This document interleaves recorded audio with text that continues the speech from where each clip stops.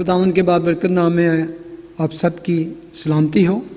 एक दफ़ा फिर आज हम खुदावंद के कलाम में से अपनी रूटीन के मुताबिक देखेंगे, जैसे कि हम स्टडी कर रहे हैं life and ministry of Jesus Christ in chronological order.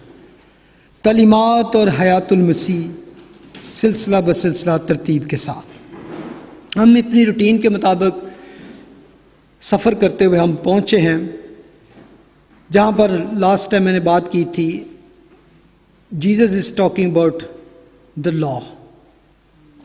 बेशक हम जब पढ़ते हैं कि हम शरीयत के अंडर नहीं है, we are no more under the law, we are under the grace. Still बहुत से ऐसे लॉ थे जो सिर्फ इस्राएल कौम को दिए गए थे, लेकिन बहुत से ऐसे लॉ भी थे जो हमेशा के लिए थे, इटर्नल, और सब के लिए।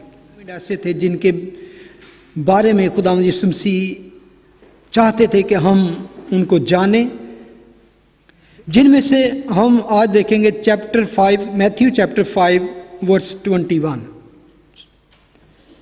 उससे 26 तक। तुम सुन चुके हो कि अगलों से कहा गया था कि खून ना करना, और जो कोई खून करेगा वो अदालत की सजा के लायक होगा।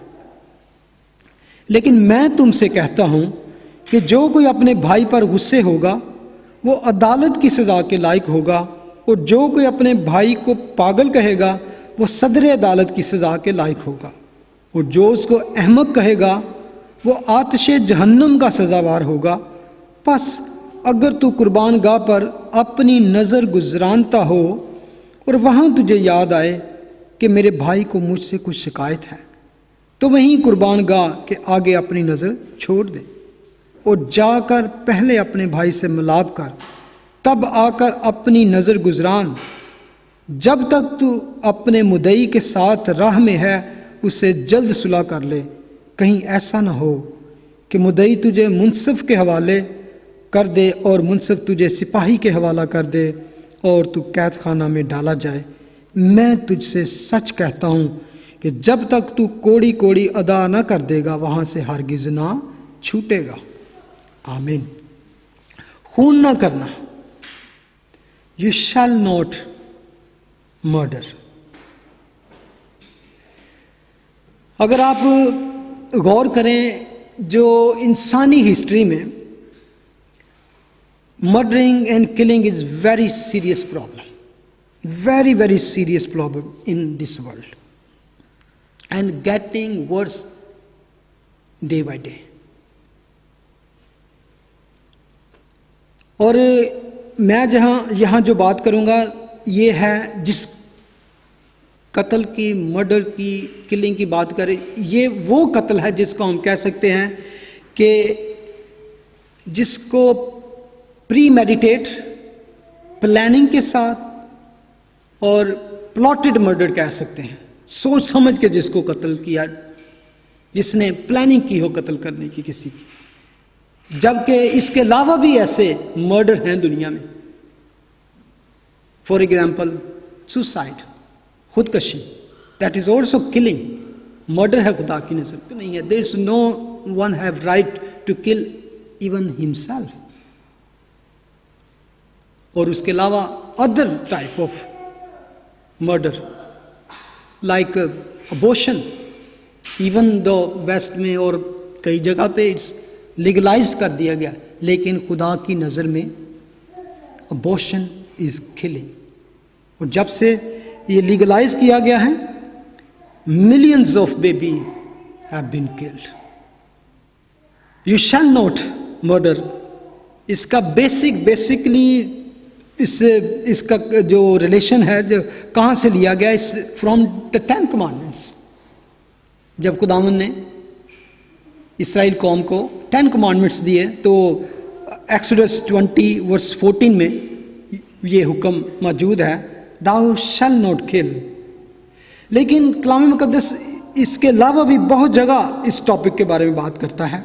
अगर हम वे बैक जाएं, even we go back to the book of Genesis, विदायश में चले जाएं, तो वहाँ पर भी खुदावंद ने इसका हुक्म दिया था। चैप्टर 9 वर्स 6 में जेनेसिस, जो आदमी का खून करे उसका खून आदमी से होगा। ये नहीं आदमी, ये नहीं कि जो जिसको उसने कत्ल किया उसके घर वाले उसको कत्ल कर दें, यानी कि आदमी जो गवर्नमेंट जो वहाँ पे कानून होगा उसके मुताबिक उसका कत्ल होगा। और उसकी रीज़न बताई गई है, वाई, वजह क्या है कि क्यों जो खून करेगा उसका खून होगा। इसी में लिखा है क्योंकि खुदा ने इंसान को अपनी सूरत पर बनाया है। That is the main reason. The God created man in his own image. That's why खुदावन ने सबसे पहले जो कह सकते हैं यहाँ पे कैपिटल पनिशमेंट इंस्टीट्यूट की। Penalty for murder is death. So किसी इंसान की जान लेना is to assault the image of God. जब हम किसी इंसान की जान लेते हैं तो बेशक हम किसी भी हमारा रीज़न हो, लेकिन सबसे पहले खुदा की इमेज को असल्ट करते हैं, उसकी बेइज्जती होती है। मैं जब इस बात कर रहा था कि खुदा कहता है कि बिकॉज मैंने अपनी इमेज पर इंसान को बनाया है तो इसलिए इसको कोई नुकसान हार्म नहीं कर सकता। अगर हम बिल्कुल लो लेवल पे आए तो देखें कि अगर हम में से कोई ऐसा कोई शख्स हो जिसने अपने हाथ से कोई ऐसा शाहकार, ऐसा कोई मुसव्वर हो जिसने बड़ी खूबसूरत पेंटिंग बनाई हो, बड़ी खूबसूरत उसने अपनी मेहनत से, तो कोई आकर उसको ज़ाया कर दे, कोई आके ऊपर पर उस पर कोई ब्लैक कलर डाल दे और ज़ाया कर दे, तो उसको कितना गुस्सा आएगा। और इवन किसी ने कोई संग तराश हो तो उसने स्टैचू कोई खूबसूरत गढ़ा हो, कोई भी अपनी किसी बनाई हुई चीज़ को, अपनी क्रिएट की हुई चीज़ को बर्दाश्त नहीं करता कि उसको कोई ख़राब करे। फॉर एग्ज़ाम्पल, अगर आपकी पिक्चर हो, आपकी तस्वीर हो, या आपके चलो आप शायद कोई आपकी तस्वीर को आपके सामने फाड़ दे, आग लगा दे, पाँव तले रौंद दे, तो शायद आप बर्दाश्त करें, लेकिन मेरा ख्याल है मुश्किल है। लेकिन अगर कोई आपके बड़ा क्लोज बिलवड ऐसा अजीज हो, उसकी तस्वीर आपके सामने फाड़े, उसके ऊपर पेट्रोल डाल दे, आग लगा दे, उस पर थूके, उसको जूते मारे, तो मैं समझता हूँ उस वक्त आपका दिल करेगा कि मैं इसको क्या करूँ, किल कर दूँ। अगर कुछ नहीं कर सकते तो आप कहेंगे गो टू हेल, कम से कम ये तो कहेंगे। और ये मैं समझता हूँ कि इंसान कितनी इस चीज़ की इवन इस चीज़ उसको प्रवोक करती है, गुस्सा ले आती है कि वो अपनी इस शबी को, हालांकि वो हकीकी तौर पे मौजूद है, वो और पिक्चर बना सकता है उसकी, लेकिन स्टिल ये एक प्रवोक करती है कि नो बॉडी लाइक्स कि उसकी इमेज को, उसके किसी प्यारे की तस्वीर को भी कोई इस तरह, चाहे वो इवन मर भी चुका हो, you will not bear that. आप बर्दाश्त नहीं करेंगे। मैं भी हूं तो मैं बर्दाश्त नहीं करूंगा। तो how can God can bear that? किस तरह खुदा बर्दाश्त करेगा? और वो फिर भी करता है बर्दाश्त। He did that. इसमें जब मैं बात कर रहा हूं किलिंग की, एक कुछ और तरह के भी मर्डर या किलिंग होती है, जिसमें वॉर किलिंग होती है। वॉर में जब लोग जाते थे तो उसमें भी, और उसमें कुछ ओल्ड टेस्टामेंट में वॉर्स हैं और बहुत सी ऐसी वॉर्स भी हैं जो खुदा ने खुद अलाउड की, और वॉर में जो किलिंग होती है वो डिफरेंट है। और दूसरा एक होता है कि जब सेल्फ डिफेंस के लिए कोई किसी को मर्डर करता है, वो प्री मेडिटेट नहीं होता, वो पहले से तैयार नहीं होता, एक्सीडेंटली जिसे कह सकते हैं। खुदा, क्योंकि अगर फॉर एग्जाम्पल हमारे किसी अजीज को हम पर कोई बेवजह अटैक करता है, तो we have this right to defence the image of God, image of God, और अपने आप को डिफेंस करने का हमारे पास राइट है। क्योंकि खुदा का कलाम कहता है इसी एक्सोडस 21:14 में, अगर कोई दीदा दानिस्ता अपने हमसाया पर चढ़ आए ताकि उसे मकर से मार डाले, तो उसे मेरी कुर्बान गाह से जुदा कर देना ताकि वो मार डाला जाए। यानी कि जो प्लान करके कत्ल करता है उसके लिए ये सज़ा है। और बाइबल में कह सकते हैं कि वेरी फर्स्ट ह्यूमन क्राइम ही यही था। आप सबको याद है, what was that? Cain kill his brother Abel. हाबिल को काइन ने कत्ल किया। जेनेसिस 4:8 में काइन ने अपने भाई हाबिल पर हमला किया और उसे कत्ल कर डाला। और जब खुदावन ने काइन से पूछा कि तुम्हारा भाई हाबिल कहाँ है, तो उसने कहा मुझे मालूम नहीं, क्या मैं अपने भाई का मुहाफिज हूं? और जिस तरह आज भी कहते कि मैं उहदा चौकीदार हूं, मन्नू की पता। और क्या हुआ? सबसे पहला क्राइम कत्ल हुआ और दूसरा क्राइम झूठ। उसने डिनाई किया और बल्कि झूठ भी बोला। सेकंड क्राइम, खुदावन ने कहा तूने ये क्या किया? तेरे भाई का खून जमीन से मुझे पुकारता है, अब जमीन तेरी तरफ से लानती हुई, क्योंकि उसने अपना मुंह पसारा ताकि तेरे भाई का खून ले। इससे पहले भी जमीन लानती हुई थी। जब आदम ने गुनाह किया तो खुदा ने कहा कि जमीन लानती हुई, तो अब तू मेहनत मुशक्कत के साथ अपनी रोटी कमाएगा। बल्कि हम मैथ्यू 15:90 में पढ़ते हैं कि ये जो मर्डर है, कत्ल है, एक बहुत ही घिनौनी और बहुत ही खबीस बात है। इतनी गलीज बात है कि आप कह सकते हैं कि ये murder is a manifestation of an evil human heart. इससे इंसान का दिल जाहिर हो जाता है कि इसके अंदर कितना बड़ा ईवल है। मैथ्यू 15:90 में लिखा है, क्योंकि बुरे ख्याल, खून रेजियां, जनाकारियां, हरामकारियां, चोरियां, झूठी गवाहियां, बदगोइयां दिल ही से निकलती हैं।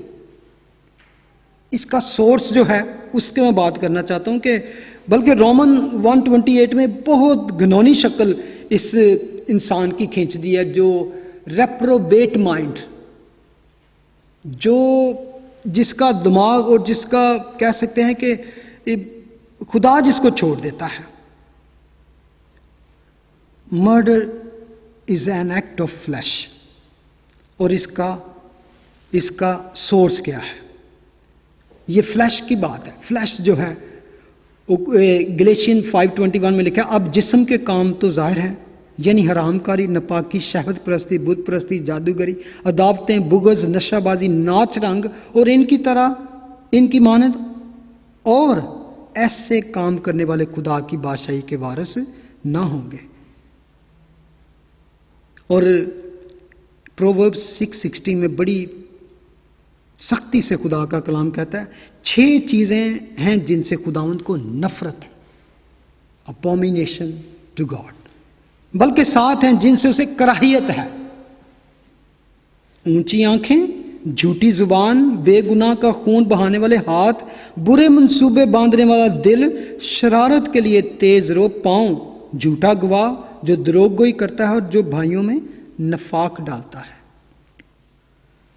यूहन्ना की इंजील में लिखा है कि शैतान जो है इसका सोर्स और ऑथर है, ऑथर्ड बाय सेटन। वो खूनी है और झूठा, बल्कि झूठ का बाप है, दोनों चीजें। और इसके लिए बड़ा सीरियस खुदा के कलाम में लिखा है, God is very serious about this.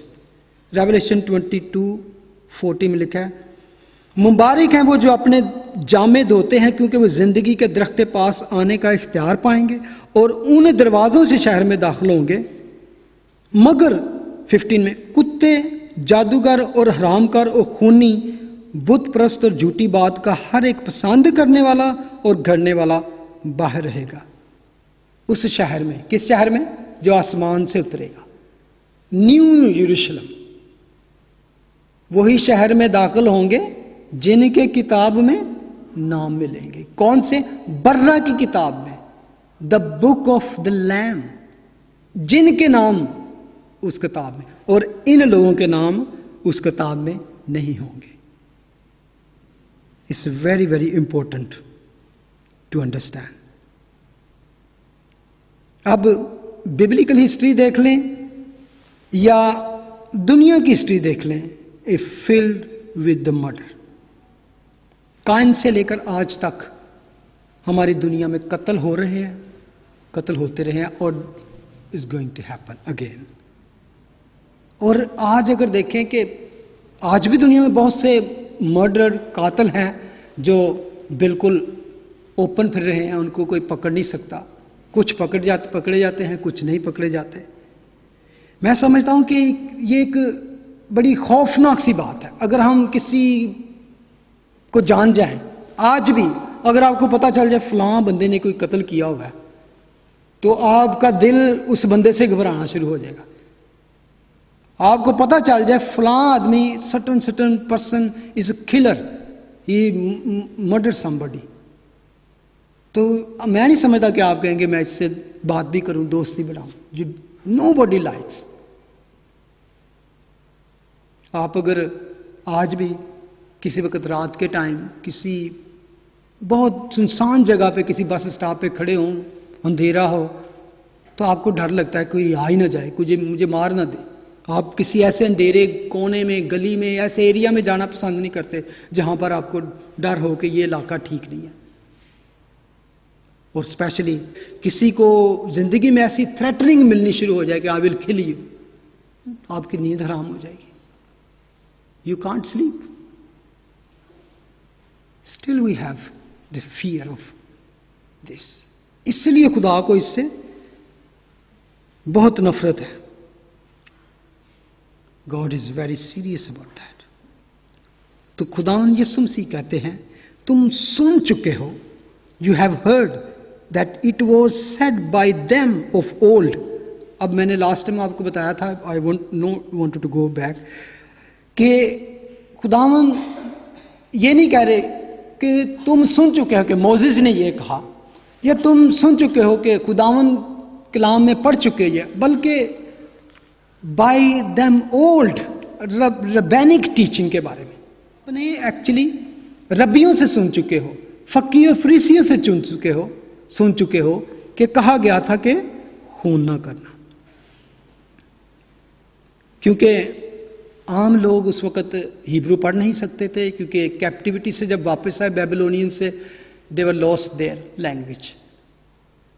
Hebrew नहीं बल्कि अरामी की ज़बान बोलते थे उस वक़्त। और यहूदी जानते थे कि खून करना जो है खुदा की तरफ से मना है, और इसकी सज़ा भी मौत है। जैसे कि मैंने बताया, पहले जो ओल्ड टेस्टामेंट में जेनेसिस में कहा गया, बाद में इसको शरीयत में शामिल कर लिया गया। यहां पर जब खुदा यीशु मसीह कहते हैं कि तुम सुन चुके हो उनसे, but I say to you, like he is something is going to change, तरमीम उसमें कर रहे हैं। लेकिन क्यों तरमीम कर रहे हैं? क्योंकि he is not contradicting the law of Moses और the law of God, but the teaching of rabbis, उनकी टीचिंग से ये बात कर रहे थे। But I say to you, और वो असल में कह रहे हैं कि जो असल में इस कमांडमेंट का रियल मीनिंग था जब ये दिया गया, I tell you that. What is that? कह रहे हैं कि तुम सुन चुके हो, लेकिन कि कत्ल ना करना, वरना तुम अदालत की सजा के हकदार होगे। लेकिन मैं तुमसे कहता हूं कि गुस्सा ना करना। Now he come to the point. वो असल में जो कत्ल का, जो मर्डर का जो रूट्स है, how a person kill somebody, उस रूट्स पर जाते हैं। और वो रूट क्या है?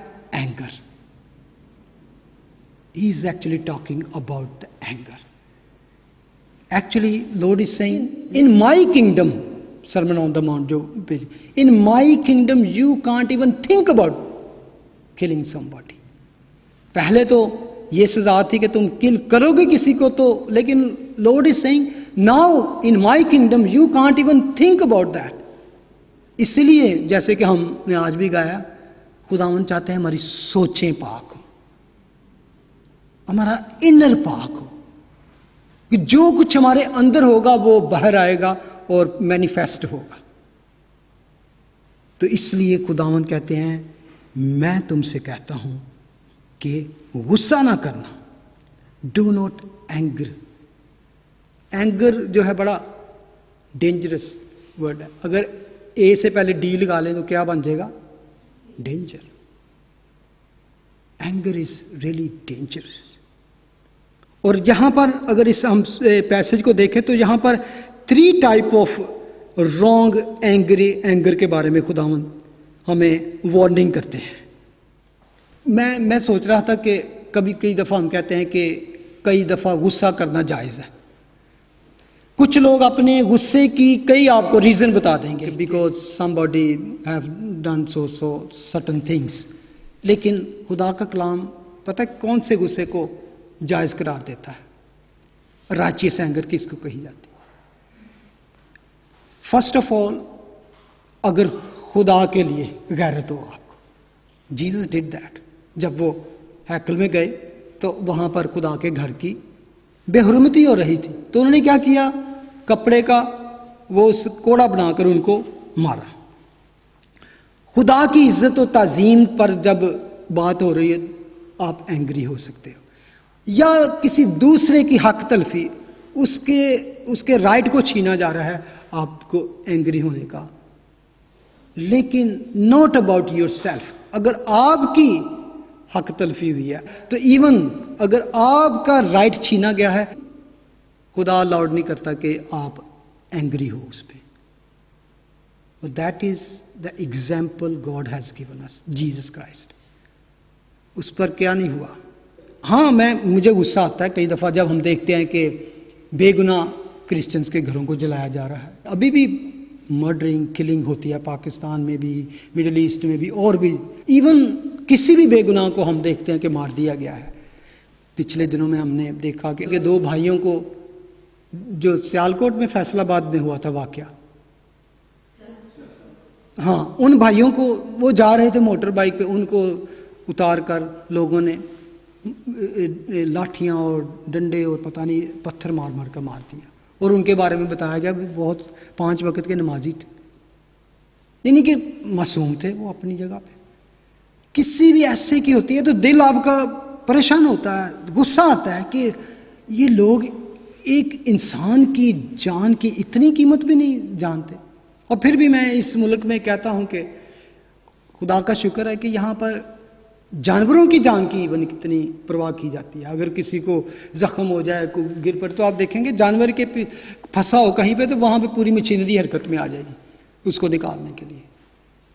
इंसान की जान की यहाँ पे फिर भी परवाह की जाती है। खुदावंद यीशु मसीह के बारे में जैसे मैं कह रहा हूँ कि वो अपने बारे में कभी भी उन्होंने किसी को बदला नहीं लिया और उस पर गुस्सा नहीं किया। एक आयत देख लें, 27 मैथ्यू 27:29। ये उस वक्त है जब खुदावंद यीशु मसीह को पकड़ कर ले गए क्रूसिफिक्शन के लिए। बल्कि 27 में लिखा है, इस पर हाकिम के सिपाहियों ने यीशु को किला में ले जाकर सारी पलटन उसके गिर्द जमा हो गई। अब ये फौजी थे उसके गिर्द जमा हो गए और उसके कपड़े उतार कर उसे किरमजी चोगा पहनाया और कांटों का ताज बनाकर उसके सर पर रखा और एक सरकंडा उसके दाहिने हाथ में दिया और उसके आगे घुटने टेक कर उसे ठट्ठों में उड़ाने लगे कि ऐ यहूदियों के बादशाह अदाब, और उस पर थूका और वही सरकंडा लेकर उसके सर पर मारने लगे। और जब उसका ठट्ठा कर चुके तो चोगा को उस पर से उतार कर फिर उसी के कपड़े उसे पहनाए और मसलूब करने को ले गए।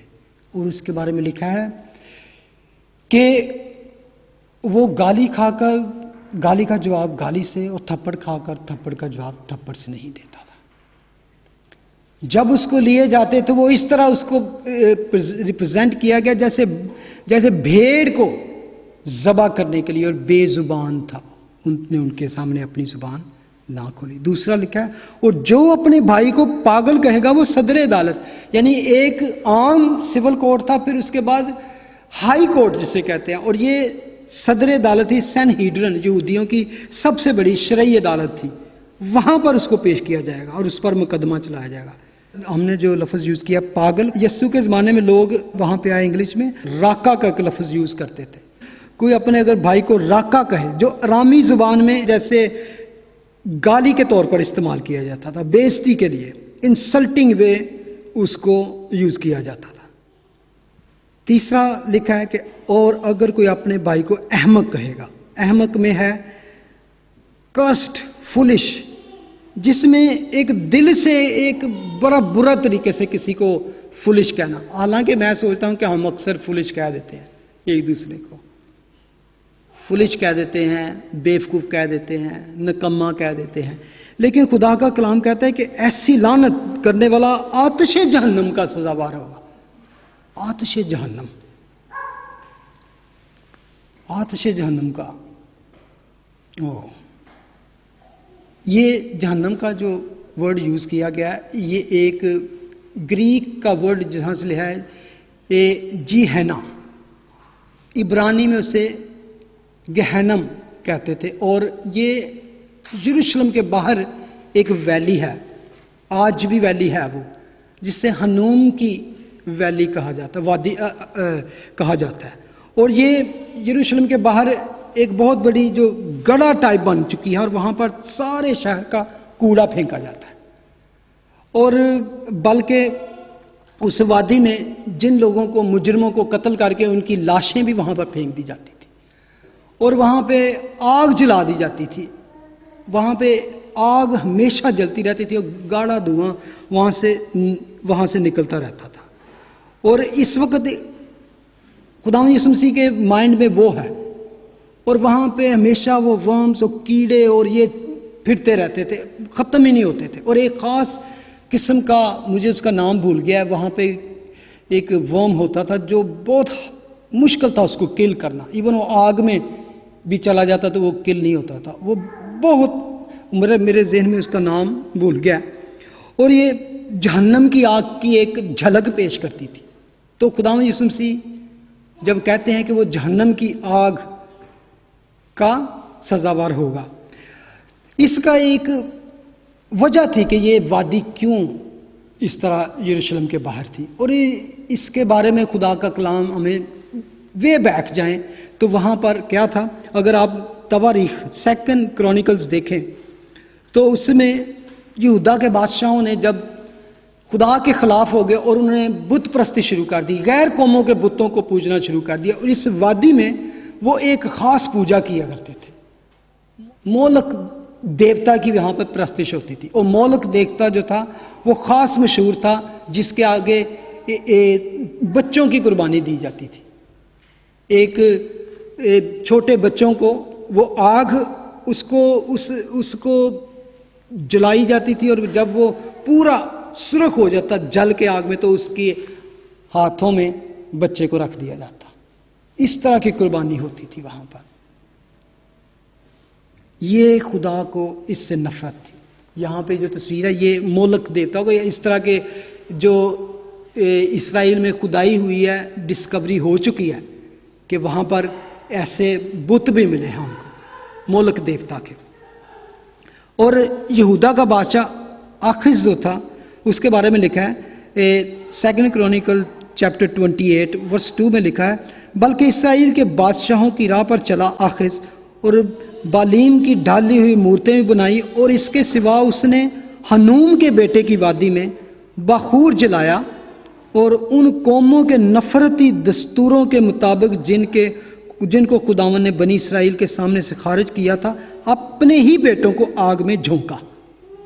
ये इसराइल के बादशाह करना शुरू हो गए इस वादी में। तो इसलिए खुदावन का कहर उन पर भटका। और इवन चैप्टर 33 वर्स 6 में लिखा है, और उसने बिन हनूम की वादी में अपने फर्जंदों को भी आग में चलवाया, और वह शगुन मानता और जादू और अफसूं करता और बद्रोहों के आशनाओं और जादूगरों से ताल्लुक़ रखता था, और उसने खुदावंद की नज़र में बहुत बदकारी की, जिससे उसे गुस्सा दिलाया।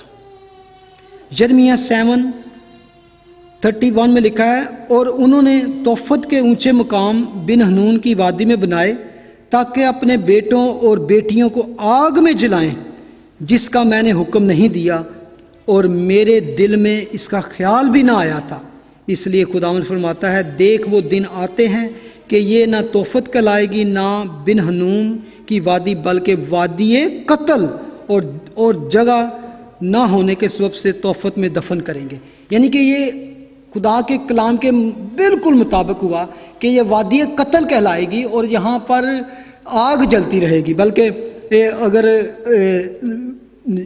यिर्मयाह 19 और उसकी 2 आयत में देखा, बिन हनूम की वादी में कमारों के फाटे के मदखल पर निकल जा, जो बातें मैं तुझसे कहूँ वहाँ उनका ऐलान कर, और कह, ए यहूदा के बादशाहों, यरूशलेम के बशिंदों, खुदावंद का कलाम सुनो। रब्बुल फ़वाज इस्राएल का खुदा यूँ फरमाता है, देखो मैं इस जगह पर ऐसी बला नाजिल करूँगा, जो कोई उसकी बाबत सुने उसके कान भुना जाएंगे, क्योंकि उन्होंने मुझे तर्क किया और इस जगह को गैरों के लिए ठहराया और इसमें गैर मबूदों के लिए बखूर जलाया, जिनको ना उनके बाप दादा ना यहूदा के बादशाह जानते थे, और इस जगह को बेगुनाहों के खून से भर दिया और बाल के लिए ऊंचे मुकाम बनाए, ताकि अपने बेटों को बाल की सोख्तनी कुर्बानी के लिए आग में जलाएं, जो ना मैंने फरमाया ना उनका जिक्र किया और ना कभी ये मेरे ख्याल में आया। इसलिए देख वो दिन आते हैं कि खुदावंद फरमाता है कि ये जगह ना तोफत कहलाएगी और ना बिन हनूम की वादी, बल्कि वादी कत्ल।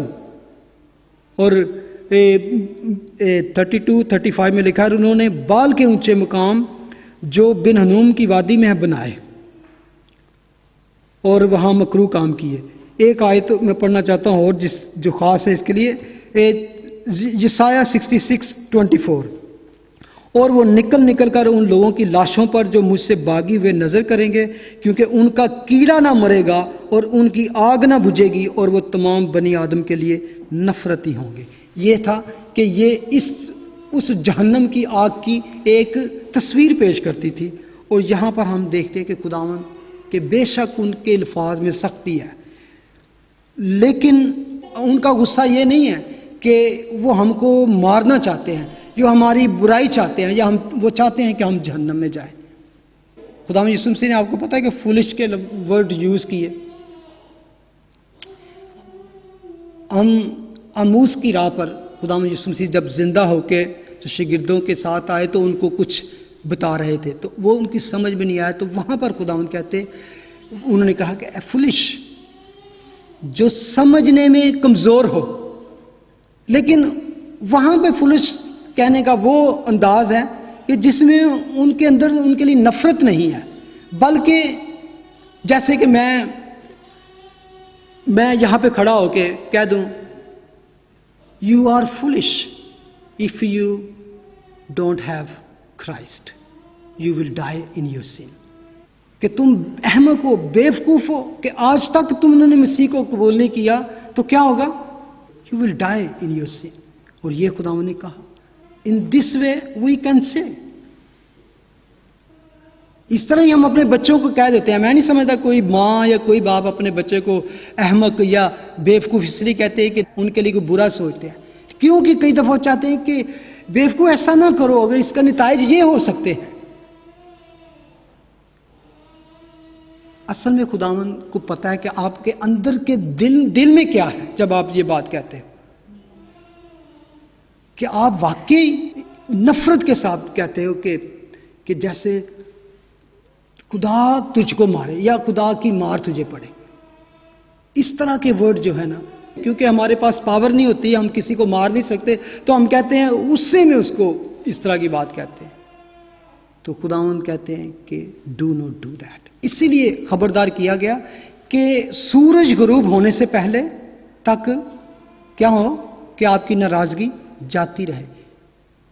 अगर अपने गुस्से को आप रहने दोगे, चाहे वो अपने भाई के, बहन के, आपकी किसी अजीज़ के ख़िलाफ़ है, चाहे किसी के भी गैर के ख़िलाफ़ भी है, तो खुदावंद कहता है do not go to sleep with that anger.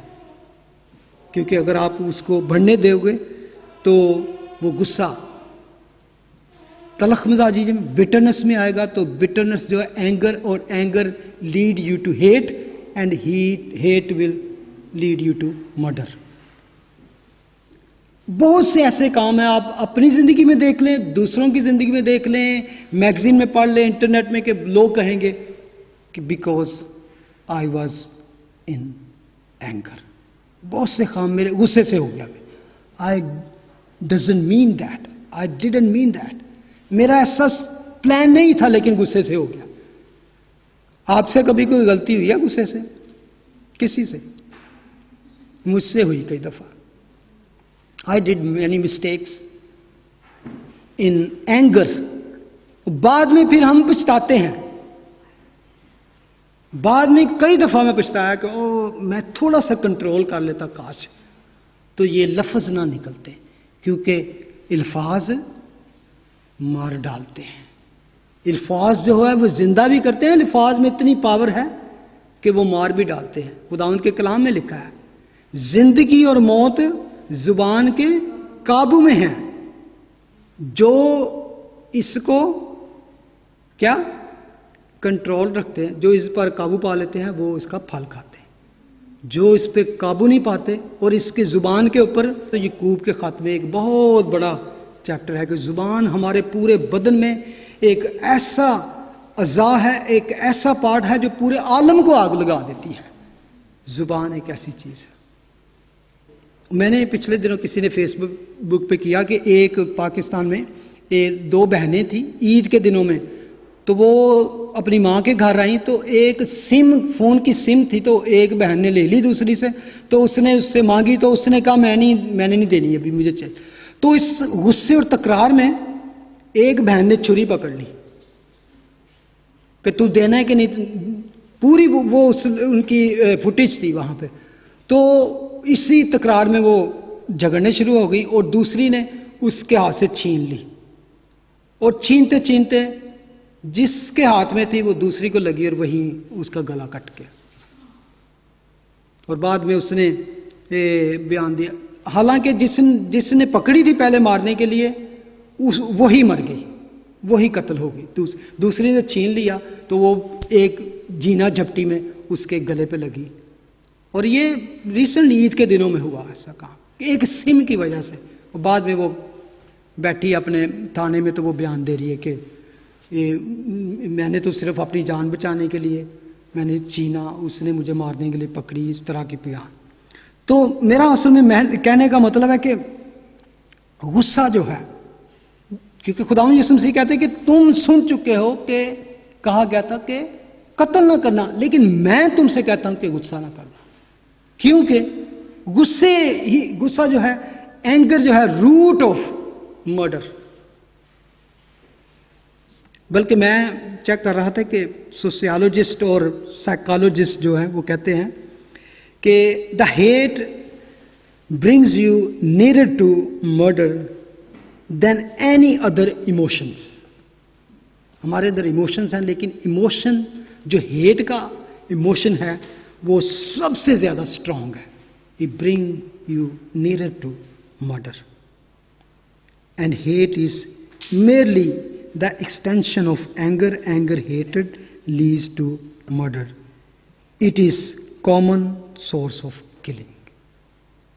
बेशुमार लोग आज जेलों में बंद हैं और पछता रहे हैं, सिर्फ एक मोमेंटली गुस्से की वजह से उनके ख़ानदान तबाह हो गए, उनकी फैमिलीज जाती रही और वो सालों साल से जेलों में बंद हैं।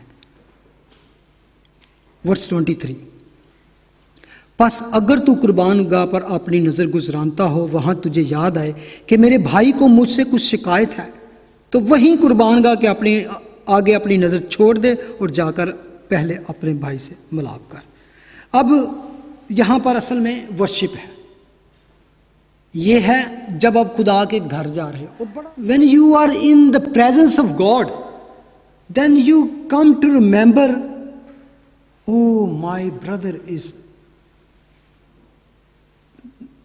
angry with me।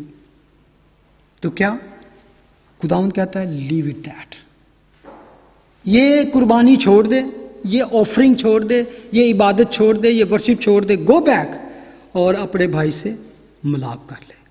मैं समझता हूँ कि खुदावंद का असल में कहने का मतलब है कि अगर किसी शख्स को दूसरे शख्स पर गुस्सा है और या उसने उसको नाराज कर दिया है, तो खुदावंद के हुजूर हदिया या ऑफरिंग लाने से उसको कोई फायदा नहीं होगा। God will not accept that kind of offering. जो ईमानदार किसी दूसरे ईमानदार के साथ बोलने का रवादार नहीं है, एक चर्च में बैठे हों और after worship you don't even एक दूसरे से बात करना पसंद नहीं करते, तो क्या खुदा ऐसी प्रस्तिश, कैसी इबादत कबूल करेगा? दैट इज एक्चुअली सेइंग कि आपके दिल के साथ ज़ाहरी तौर पर में भी आप आंसू बहा रहे हो, ज़ोर ज़ोर से गा रहे हो और हर बात पर जंपे लगा रहे हो, कुछ भी, लेकिन इसी रूम में, इसी जगह पे आप एक बहन या भाई के साथ आप इतने गुस्से हो कि you don't even say hello to that brother and sister. The Lord is saying no. सबसे पहले मिलाप, यहां पे लिखा है रिकंसाइल, मिलाप पहले कर लो, फिर मैं आकर अपनी नजर गुजरान। खुदावन ने हमें अब कौन सी रूह दी है? मेल मिलाप की रूह दी है। जो दो बातें यहां पर आप देखें, पहले तो ये थी कि अगर तू अपने भाई पर गुस्से हो, यानी कि तू एंगर हो, तो उसको खत्म करना है। अब आया अगर तेरा भाई तुझ पर नाराज हो, ये नहीं कि मैं तो ठीक हूं, वही एंग्री है, कुछ भी हो, कहता है as much as you can do it, go and try to resolve that problem. अपनी तरफ से पूरी कोशिश कर लो। अगर वो उसके बाद भी आपसे नहीं बोलता, आपसे साथ, that is up to him, लेकिन आपकी तरफ से पूरी कोशिश होनी चाहिए। यसाया 1:11 में लिखा है, खुदावंद फरमाता है, तुम्हारे ज़बियों की कसरत से मुझे क्या काम, मैं मेंढों की सोख्तनी कुर्बानियों से और फरबा बछड़ों की चर्बी से बेजार हूं, और बैलों और भेड़ों और बकरों के खून में मेरी खुशनुदी नहीं है। यिर्मयाह 7:9 में लिखा है, क्या तुम चोरी करोगे, खून करोगे, जनाकारी करोगे, झूठी कसम खाओगे और बाल के लिए बखूर जलाओगे और गैर मबूदों के जिनको तुम नहीं जानते पैरवी करोगे, फिर मेरे हुजूर आओगे? ज़बूर 66:18 में लिखा है, अगर मैं बदी को अपने दिल में रखता तो खुदावंद मेरी ना सुनता। पता है हम ये किस तरह गाते हैं? ये ज़बूर, बदी मेरे दिल विच जे होवे जरा, कदी भी नहीं मेरी सुनेगा खुदा। फर्स्ट सैमुअल 50 में लिखा है, सैमुअल ने कहा, क्या खुदावंद सोख्तनी कुर्बानियों और ज़बियों से इतना ही खुश होता है जितना इस बात से कि खुदावंद का हुक्म माना जाए? हुक्म माना कुर्बानी चढ़ाने से बेहतर है। हुक्म माना, फर्मा बरदारी, ओबीडियंट, देख फर्मा बरदारी कुर्बानी से और बात मानना मेंढों की चर्बी से बेहतर है। एफिशिएंस 4:31, हर तरह की तलख मिजाजी और कहर और गुस्सा और शोरगुल और बदगोई हर किस्म की बदखाही समेत तुमसे दूर की जाए। न्यू टेस्टामेंट में हर तरह की तलख मिजाजी और कहर और गुस्सा।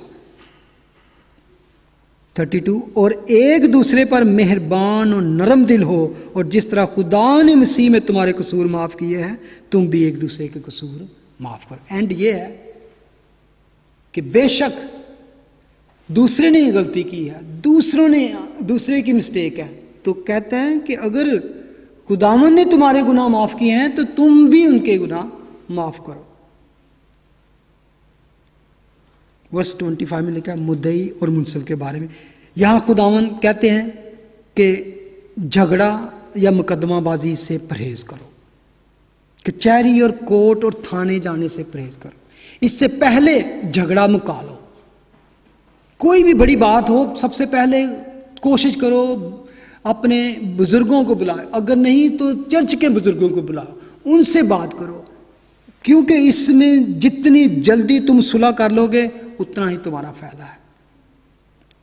अगर गलती पर है तो कन्फेस कर लो, अगर मसला ज़्यादा पेचीदा है तो फिर बुजुर्गों से कहो।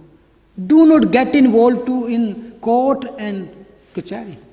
आपको पता है, हम सब ये जानते हैं, जो कोर्ट कचहरी के मसलों में फंस जाते हैं वो कई दफ़ा पछताते हैं कि यार केड़े चक्कर है। अपना टाइम और पैसा भी ज़ाया होता है और दुश्मनी भी बढ़ती है, दूरियां बढ़ जाती हैं, मसले फिर वहाँ पे रहते हैं।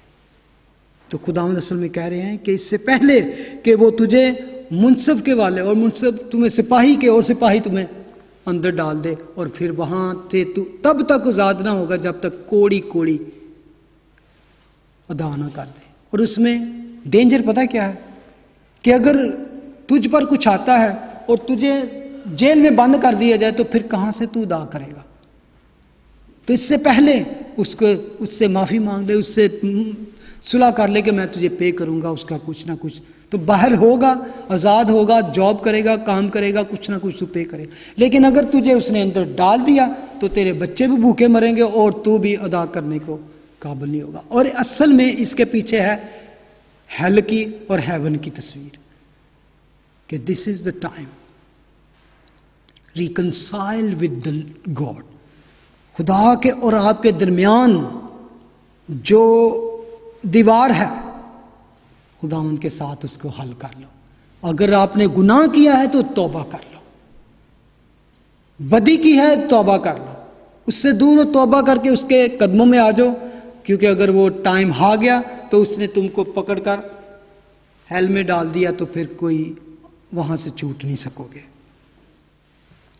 खुदावंद असल में कहते हैं कि मैं अगर तुम पर अदालत करना चाहूं, I have all reason to put you into hell. आपने खुद, हम सब ने गुनाह किया और खुदा के जलाल से महरूम हैं, लेकिन he loves us, he forgives us and he pays our debt. And wonder of wonders is this, he seeks to reconcile us to himself in his eternal kingdom. यानी कि उसका अपना ये इरादा है, उसकी अपनी ख्वाहिश है कि वो तुमसे मिलाप कर ले। इसीलिए हम बदकार थे, हम खुदा से दूर थे, हम खुदा के जलाल से महरूम थे, डूम टू हेल।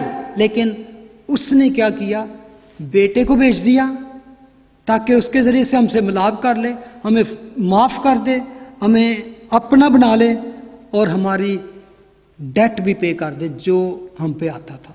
तो अब वो क्या कहता है कि जिस तरह मैं तुमसे फेलोशिप रखना चाहता हूं, उसी तरह why not you brother and sister can have this fellowship with each other. ये है असल में रीजन उसका कि अगर मैं तुमसे एक जिंदा आसमानी रूहानी पाक खुदा होकर तुम जैसे लोगों से, तुम जैसे हकीर कमीनों को उठा के गले लगा सकता हूं, तो तुम अपने ही जैसे बहन भाइयों से मिलाप नहीं कर सकते। तो खुदावंद कहता है कि मैंने एक एग्जाम्पल तुम्हारे सामने छोड़ दी है। I have set example, no you have to follow that. आमीन। दुआ करेंगे कि अगर हमारी जिंदगी में कोई ऐसा शख्स है, कोई ऐसा जिसको हमने किसी वजह से, गुस्से की वजह से या किसी भी नाराज़गी की वजह से उससे कतई ताल्लुक़ कर लिया, उसके राब्ता तोड़ दिया है, या उसने गुनाह किया है आपके खिलाफ,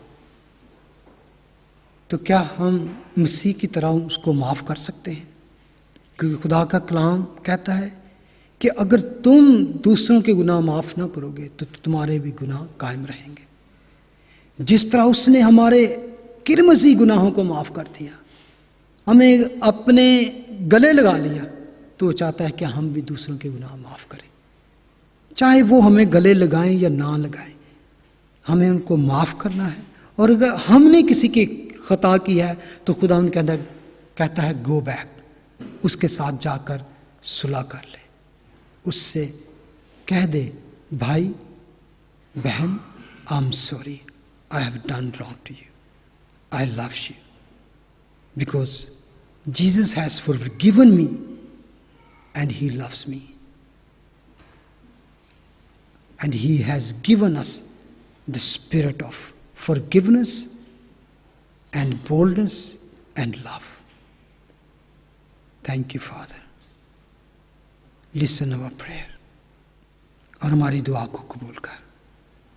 In Jesus' name we pray. Amen. God bless you. Please be seated.